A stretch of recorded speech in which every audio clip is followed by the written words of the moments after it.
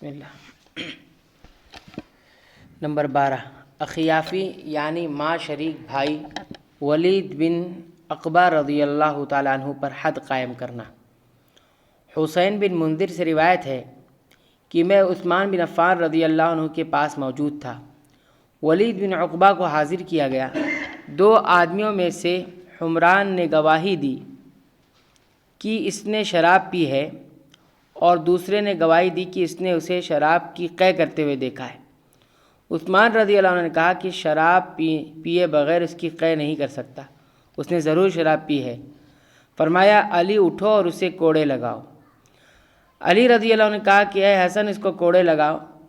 اس پر حسن رضی اللہ عنہ نے فرمایا کہ مشکلات کو وہی اٹھائے جو سہولیات سے مستفید ہوا ہے، گویا کہ وہ ناراض تھے۔ پھر علی رضی اللہ عنہ نے فرمایا اے عبداللہ بن جعفر تم اس کو کوڑے لگاؤ۔ عبداللہ بن جعفر نے اس کو کوڑے لگائے اور علی رضی اللہ عنہ شمار کرتے رہے۔ جب 40 کوڑے لگا چکے تو علی رضی اللہ عنہ نے کہا رک جاؤ۔ پھر فرمایا رسول اللہ صلی اللہ علیہ وسلم نے 40 کوڑے لگائے، ابوبکر رضی اللہ عنہ نے بھی 40 ہی لگائے اور عمر رضی اللہ عنہ نے 80 لگائے۔ سبھی سنت ہے لیکن مجھے یہ یعنی 40 ہی محبوب ہے، یعنی چونکہ نبی کریم صلی اللہ علیہ وسلم نے 40 لگائے ہیں اس لیے مجھے زیادہ یہی سزا صحیح لگتی ہے۔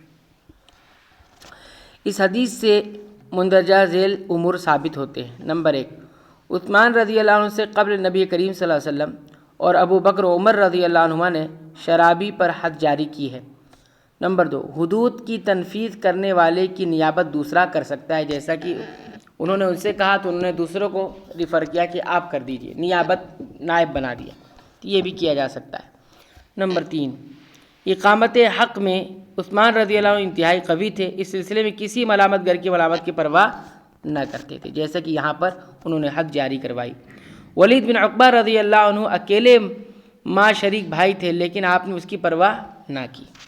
نمبر 4، احکام شرعیہ کی تنفیذ پولیس کے محبوب ترین اعمال میں سے ہے، یعنی احکام شریعت کی جو تنفیذ ہونی چاہیے، جو پولیس ہے اس کی سب سے محبوب ترین عمل ہونا چاہیے کہ آپ پولیس ہیں اور آپ کو احکام شریعت نافذ کرنا ہے۔ نمبر 13، بچے کی چوری۔ چوری کی حد اس وقت نافذ کی جائے گی جبکہ چور عاقل، بالغ، مختار اور حرمت کا علم رکھنے والا ہو۔ چنانچہ عثمان رضی اللہ عنہ کے پاس ایک بچہ حاضر کیا گیا جس نے چوری کی تھی۔ آپ نے دیکھا تو آپ نے حکم دیا کہ اس کا ازار اٹھا کر دیکھو، یعنی یہ بالغ ہوا ہے نہیں ہوا ہے، ٹھیک ہے، لہٰذا آپ نے اس کا ہاتھ نہ کاٹا، یعنی جب معلوم ہوا کہ یہ بالغ نہیں ہوا ہے تو اس کا ہاتھ نہیں کاٹا، کیونکہ چور کے لیے کیا ضروری ہے کہ چور عاقل ہو، بالغ ہو، مختار ہو اور حرمت کا علم رکھنے والا۔ تو جو بچہ ہے اس کو نہیں پتہ کہ چوری کیا ہے نہیں ہے تو اس کا ہاتھ نہیں کاٹا جائے گا۔ نمبر 14، تعزیری قید۔ ضابی بن حارث نے ولید بن عقبہ رضی اللہ عنہ کے زمانے میں انصار کے لوگوں سے ایک کتاب مستعار یعنی ادھار لی جس کا نام قرحان تھا، اور انصار کے لوگوں سے ایک کتا مستعار لیا یعنی ادھار لیا جس کا نام قرحان تھا اور ہرن کا شکار کرتا تھا۔ پھر اس نے اس کتے کو اپنے پاس رکھ لیا اور واپس کرنے سے انکار کر دیا۔ انصاریوں نے اس کے خلاف آواز اٹھائی، اس کے خاندان کے لوگوں سے مدد چاہی، وہ جمع ہوئے اور اس کتے کو اس سے چھین کر انصار کو واپس کر دیا۔ اس پر ضابی نے ان اشعار کے ذریعے سے ان پر حملہ کیا کہ قرحان کے وفد نے میرے خلاف عظیم سازش رچی جس سے مضبوط اونٹنی بھی تھک کر پھسل گر پڑے۔ انہوں نے خوب شکم سیر ہو کر لذیذ کھانے کھا کر رات گزاری، گویا شاہی محل میں کسی امیر نے انہیں خوش آمدید کہا ہو۔ تم اپنے کتے کو مت چھوڑو کیونکہ وہ تمہاری ماں ہے اور ماں کی نافرمانی بڑا گناہ ہے۔ اس پر ان لوگوں نے عثمان رضی اللہ عنہ سے اس کے خلاف شکایت کی۔ آپ نے اسے بلا بھیجا، پھر آپ نے اسے تعزیری سزا دیتے ہوئے قید کر دیا جیسا کہ آپ مسلمان کے ساتھ کرتے تھے۔ اس پر یہ بہت گرا گزرا، وہ برابر جیل ہی میں رہا یہاں تک کہ وفات پا گیا۔ تو وہ اس طرح کی حجو کی انہوں نے اشعار میں، ایک تو خود غلط کام کیا، اوپر سے دوسروں کو اشعار کے ذریعے اس طرح سے تنقید کیا، تو انہوں نے تعزیری سزا کیا دی، اس کو قید کروا دیا عثمان رضی اللہ عنہ۔ حالانکہ یہ کوئی سزا نہیں تھی لیکن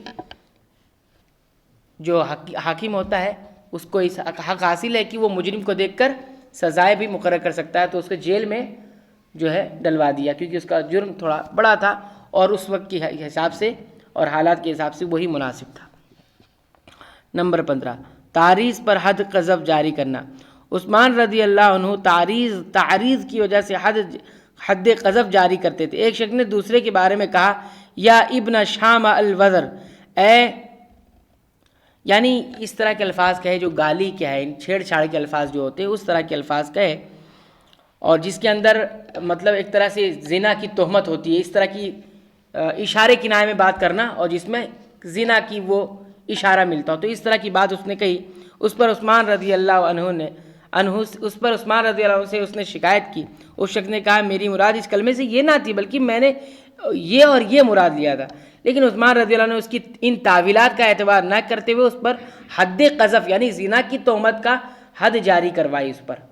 تو اس طرح سے تعریض کا مطلب ہوتا ہے کہ ایسے ایسے الفاظ کہنا کہ کھلے الفاظ میں نہیں کہے کہ تم نے زنا کیا ہوا ہے یا تمہارے ماں باپ نے زنا کیا تم زنا کی اولاد ہے، ایسا نہیں، بلکہ کچھ الگ اشارے کنائے میں، جیسا کہ یہاں پہ اس نے کہا۔ تو اس طرح سے جو ہے اس پر حد قذف نافذ ہوئی، یعنی زنا کی تہمت لگانے والے پر جو حد ہوتی ہے وہ۔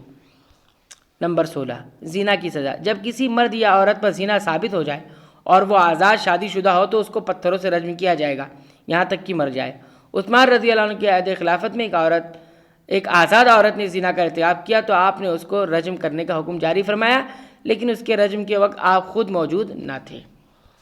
نمبر 17 جلا وطنی کی تعزیری سزا۔ عثمان رضی اللہ عنہ کو یہ خبر پہنچی کہ ابن ابی حبکہ نہدی نیرنگ یعنی شعبدہ بازی کو رواج دے رہا ہے، تو آپ نے ولید بن عقبہ کو لکھا کہ اس سے اس سلسلے میں دریافت کرو، اگر وہ اس کا اعتراف کر لے تو اس کو سخت سزا دو۔ ولید رضی اللہ عنہ نے اس کو طلب کر کے اس سلسلے میں تحقیق کی، اس نے اعتراف کیا اور کہا یہ تو مفید اور پسندیدہ چیز ہے۔ ولید رضی اللہ عنہ نے حکم جاری کیا اور اس کو سزا دی گئی۔ پھر لوگوں کو اس کے سلسلے میں مطلع کیا اور عثمان رضی اللہ عنہ کا فرمان نامہ پڑھ کر سنایا۔ فرمان نامہ سن کر لوگ اس کے مخالف ہو گئے اور لوگ اس بات پر حیران ہوئے کہ عثمان رضی اللہ عنہ کو اس کی اطلاع کیسے ہو گئی۔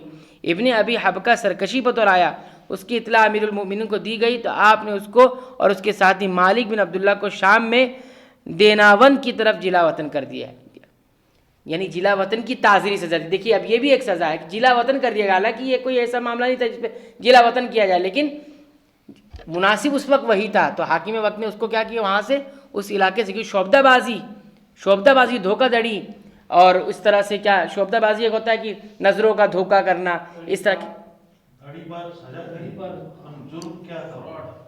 شعبدہ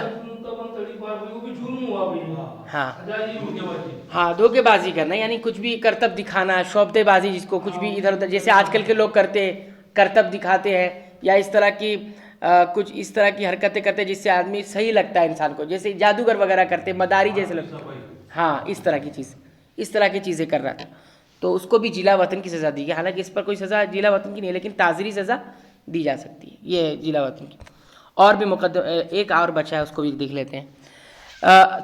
نمبر 18 عباس رضی اللہ عنہ کے جنازے سے لوگوں کو دور کرنا۔ عبدالرحمن بن یزید کا بیان ہے کہ جب عباس بن عبد المطلب رضی اللہ عنہ کا جنازہ گاہ میں لایا گیا تو لوگوں کی کثرت سے بھیڑ بہت بڑھ گئی تھی، جس کی وجہ سے آپ کے جنازہ کو بقیع لے جایا گیا۔ جب ہم نے بقیع میں آپ کی نماز جنازہ پڑھی تو اتنا مجمع کسی کے جنازے میں نہیں دیکھا، بھیڑ کی وجہ سے کوئی شخص چارپائی سے قریب نہیں ہو سکتا تھا۔ بنو ہاشم ہی چارپائی سنبھالے ہوئے تھے، جب قبر تک لے کر پہنچے تو لوگ ٹوٹ پڑے۔ میں نے دیکھا کہ عثمان رضی اللہ عنہ بھیڑ سے الگ ہو گئے اور پولیس کو بھیجا جو لوگوں کو بنو ہاشم سے دور کرنے لگے، یہاں تک کہ صرف بنو ہاشم قبر کے قریب رہ گئے اور پھر بنو ہاشم ہی قبر میں اترے اور انہیں لحد میں اتارا۔ یہ واقعہ اس بات کی دلیل ہے کہ آپ کے دور خلافت میں پولیس کافی تعداد میں تھی۔ بعض مورخین نے عثمان رضی اللہ عنہ کو پہلا خلیفہ شمار کیا ہے جس نے پولیس کا نظام قائم کیا۔ آپ نے پولیس کے محکمے کی ذمہ داری مدینہ میں صحابی جلیل مہاجر بن قنفذ بن عمیر قریشی رضی اللہ عنہ کے سپرد کی، اور کوفہ میں عبدالرحمن اسدی اور شام میں نصیر بن عبدالرحمن کو محکمہ پولیس کا ذمہ دار مقرر فرمایا۔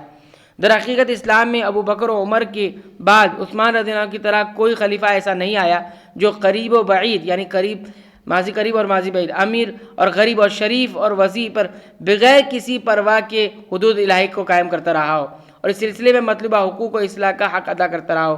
فخر کے لیے یہی کافی ہے کہ آپ کا دور خلافت راشدہ میں شمار ہوتا ہے۔ تو یہ کچھ مقدمات تھے جو عثمان رضی اللہ عنہ کے دور حکومت میں جو ہے دور خلافت میں عثمان رضی اللہ عنہ کے ذریعے جو ہے اس میں فیصلے کیے گئے۔ آئندہ درس میں انشاءاللہ عبادت اور معاملات کے سلسلے میں ذکر کیا جائے گا۔ اللہ تعالیٰ سے دعا ہے کہ رب العالمین تو ہمیں صحابہ کرام کی سیرت کو کما حق کو پڑھنے کی توفیق عنایت فرما، آمین۔